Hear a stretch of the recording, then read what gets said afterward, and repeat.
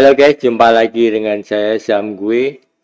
Kita tahu bahwa saham PANI Pantai Indah Kapuk 2 ini akan melakukan right issue lanjutan dengan jumlah yang cukup besar yaitu 15,7 triliun rupiah.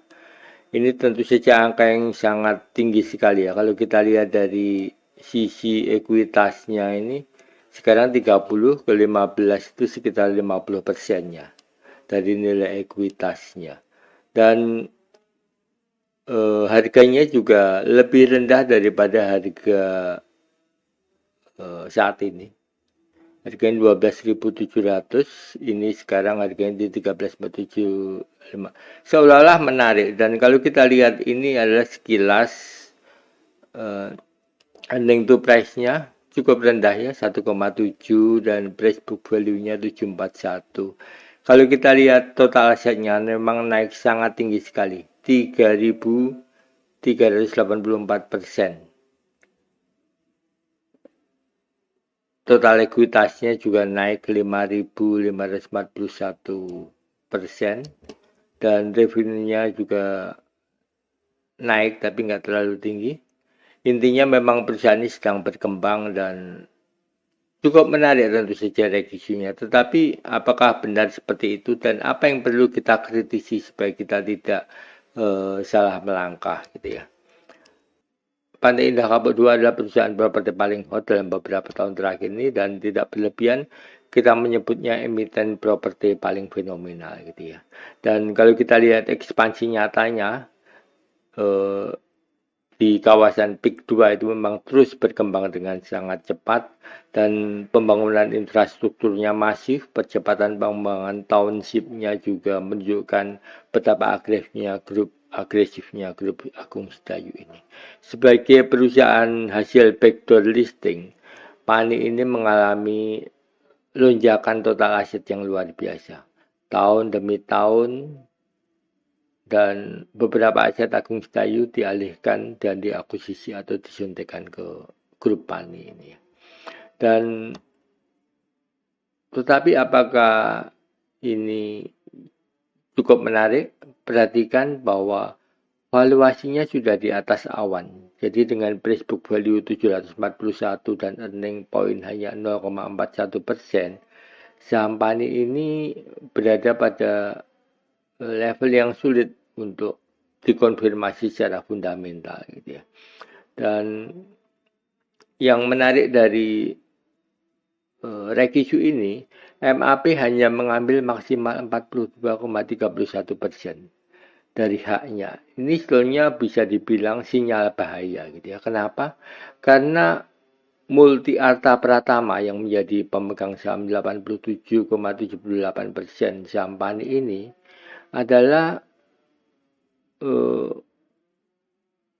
investor terbesarnya. Kalau investor terbesarnya saja tidak optimis atau hanya mengambil maksimal 42,31% saham ada yang dari haknya untuk reissue ini, apakah itu artinya risiko dibebankan pada publik gitu. Yang ketiga adalah bahwa 90% dana reissue dipakai untuk menambah porsi CBDK. Ini agak bertentangan ya. Jadi bisa saja saham yang akan digoreng selanjutnya adalah CBDK ini dengan memakai dana reissue PANI ini. Karena kalau kita lihat sejarahnya, dengan saham pabrikannya 10% di PANI ini kan bertolak belakang dari awal-awal gitu. Bagaimana mereka sangat agresif mengambil porsinya, dan kemudian di reissue ini justru menurun gitu. Itu tanda-tanda menurut saya cukup bahaya.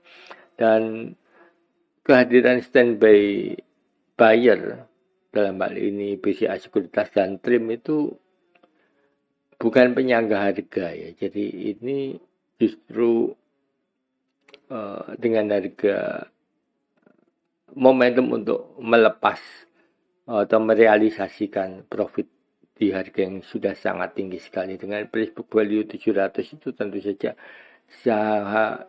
harga yang sangat tinggi di bidang properti. Dan bisa jadi ada tekanan jual pasca reg isu ini karena fase distribusi sepertinya bisa jadi dimulai dengan selesainya reg isu ini.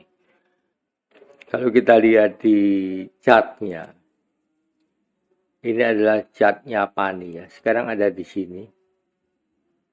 Perhatikan di sini slope lama dan total asetnya relatif sudah mulai konstan, tidak terjadi kenaikan seperti di tahun-tahun sebelumnya gitu ya. Total asetnya ini grafiknya.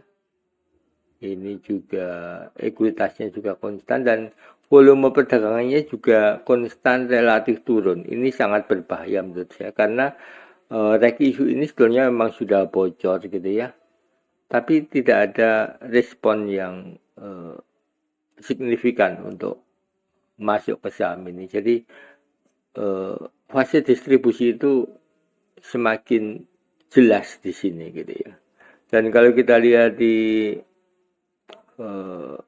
berita-beritanya ya. Nah, ini adalah berita-beritanya. Reg isu sejak November 25 ini sudah ada berita reg isu dan November 24 juga sudah ada dan sepertinya tidak terrespon oleh pasar kalau dilihat dari pergerakan harga sahamnya. Jadi apakah reg isu ini akan menaikkan harga saham? Menurut saya ini adalah fase distribusi. Fase di mana harga saham akan mulai melandai dan itu bisa jadi berlangsung cukup lama. Karena kalau kita lihat di bulan Februari juga harga ini cukup turun. Demikian analisa saya mengenai saham PANI yang kemarin diumumkan resmi akan melakukan reg isu dan kalau kita lihat jadwal reg isunya adalah sebagai berikut ya.